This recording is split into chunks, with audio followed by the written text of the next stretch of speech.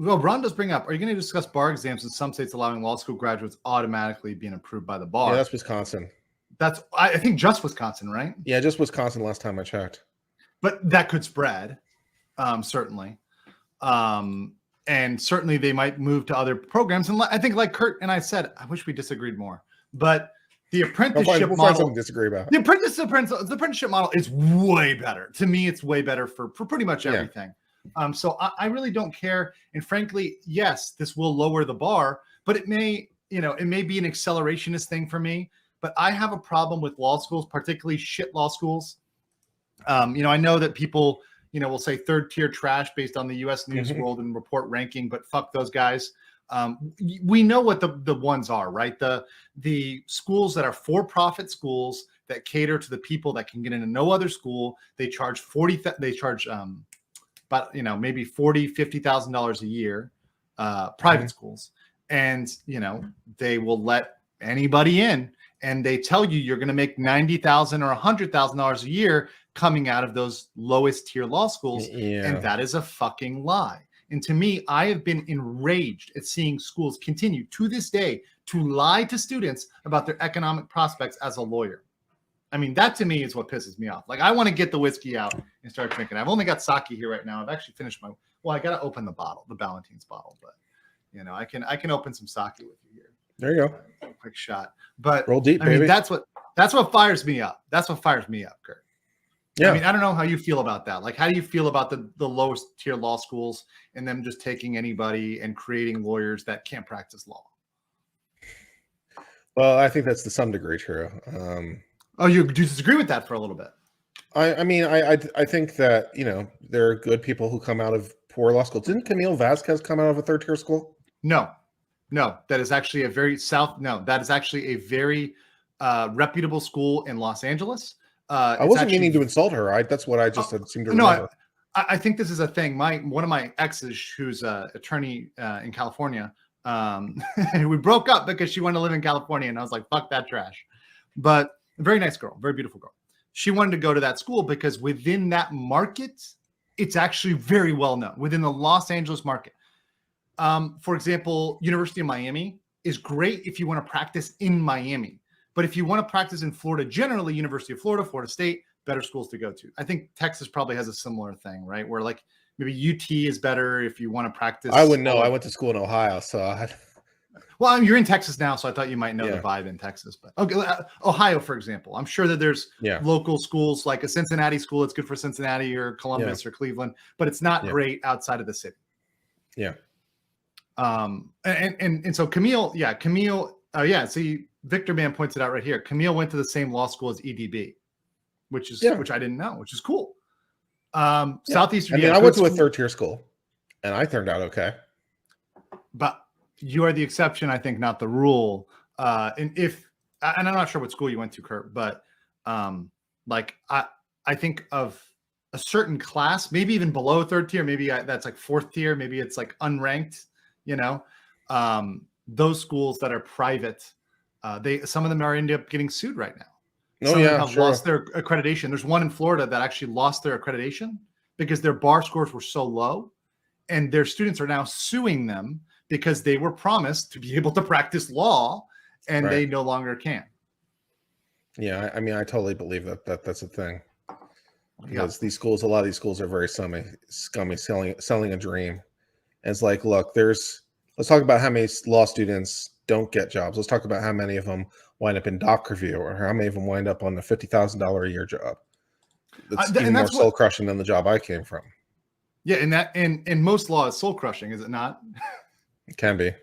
Yeah, I'm enjoying the LawTube game life over here on YouTube. But it's much more fun than practicing law, right? I mean, like, let's be real, right? Like, there wouldn't be so many people jumping into LawTube if it wasn't more fun than their soul-crushing desk job. No, LawTube sucks. Don't come. It's horrible. Don't come. Do not come. Do not come. Is it working? Yeah. Okay. Well, I don't know. We're not talking about Trump yet, so the "do not come" comments can kind of wait. We'll get there, but okay. So I mean, essentially, you're not too opposed to the LSAT going. You're kind of okay with the GRE. How about no tests at all? because the concept of saying testing itself is racist, right? No testing at all. How do you feel? What are you about going to that? do? Just use pure class rank?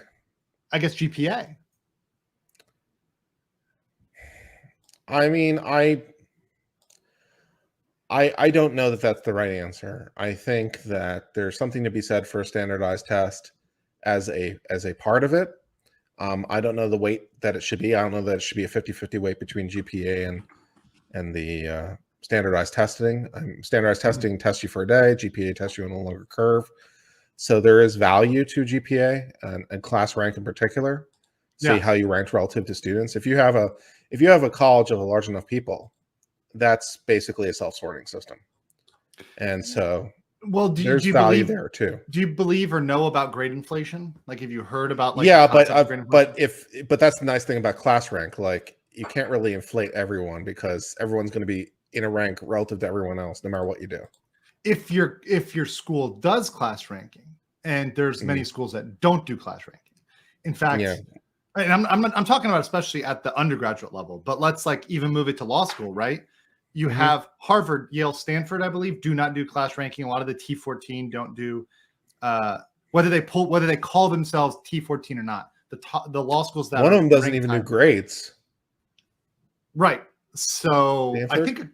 I think it's Stanford maybe doesn't even do grades, and I think some of the others that do grades, it's like pass, like high pass or fail, which is actually how my master's program was. And my master's program was pass, high pass, and fail. And so it's just like, as long as you pass, you're fine. Like, and nobody fails. So it's very hard to fail. Especially at Harvard, I think, or Stanford, because I think the whole logic is that you've worked so hard to get in that you shouldn't have to worry about grades. Yeah, well, if the admission itself was more fair, that would make sense. If it was a meritocracy, that would make sense. But as we know, particularly in Harvard, and I'm sure they're not alone, it's a lot based on whether or not your parent went there, whether you're one of the special people. The athletes, the children of alumni, the dean's list, which I'm not sure how you get on that thing. No. And this is like pre-college dean's list. So this is friends of the dean, right? And whatever. Oh, and children of faculty. These were the four categories. They had an admission rate. They were 5% of applicants, but they had an admission rate of 45% at Harvard. Right. And so, like, Harvard's overall admission rate is not 45%. In case there was some ambiguity about that. So, if you didn't skew the system, and it was actually chosen based on meritocracy, then getting onto Harvard would be a valid method of valid filtering. I mean, that's what it often was in the past, was just by getting into Harvard, it's like, well, it's the imprimatur or something great because you were able to do it. But when it comes to connections, which I suppose is his own kind of imprimatur, you're one of the aristocrats. So you're one of the betters. And I will say that's the one thing a lot of people market. Like, they'll say, hey, I go to this law school, the alumni network is awesome. They're going to help you out. But I don't know. What's your experience with that, Kurt? Like, did the alumni network? My alumni network does jack shit for me. Okay. I'm glad that you have the same experience. The only thing they do is ask me for fucking money. Yeah. I throw their letters away. I tell them to wipe my ass with that. It's like, go fuck yourself. Like, literally, like, what, you did nothing for me and you expect me to do something for you. I already paid you. In fact, most people are still paying that back. Right. Damn so straight. It's like, it's like, I filed for my $10,000 Biden bucks. It looks like I'm not getting those now. Damn. Of course I did. Immediately. Wait, do you have to actively file? Do you have to actively file for that? Yeah. I want my $10,000 Biden bucks.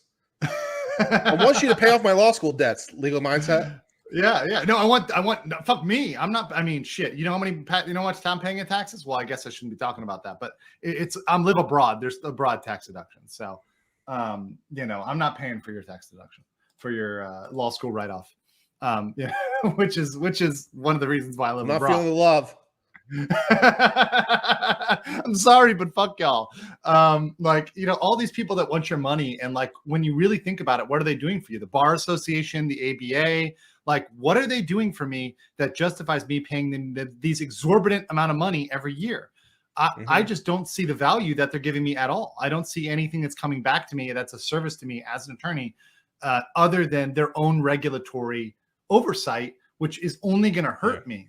I really am opposed to the bar associations as they exist today. I understand, like maybe, like you said, make guilds great again. Maybe we can make it more like a guild, and it would be better. But I understand that law is one of those areas where we want to where they try to gatekeep as much as possible. But frankly, just let people do good work.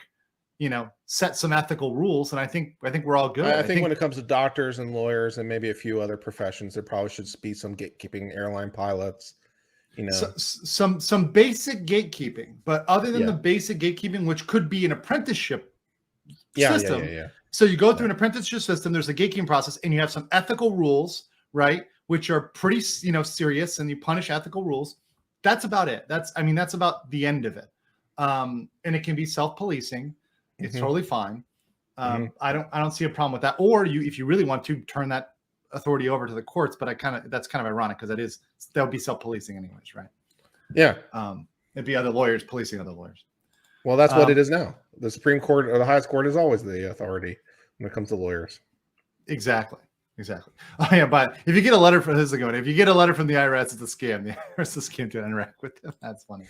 If you get a letter from the IRS, you might want to pay attention to it. Yeah, a letter is different. I mean, a call is probably, there are a lot of scammers that call up and say, this is the IRS, you owe a bunch of money to us. Wire it here.